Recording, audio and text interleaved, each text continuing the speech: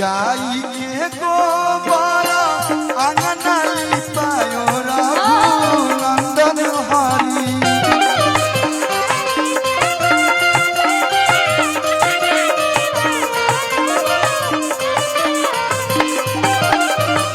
बिहार में जब लड़का के तिलक चढ़ेला तो माई बहन लोग ये गाना गावेला लोग।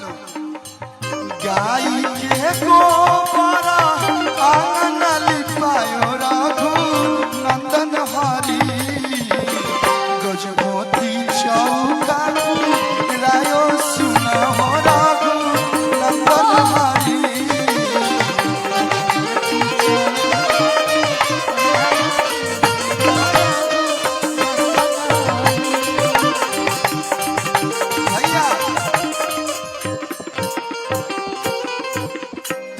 चौका बैठेले दुल्हा पर दुमन रघुनंदन हरि।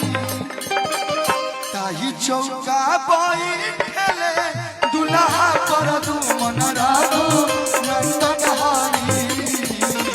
गजमोती चौका रायो सुनो रघुनंदन हरि।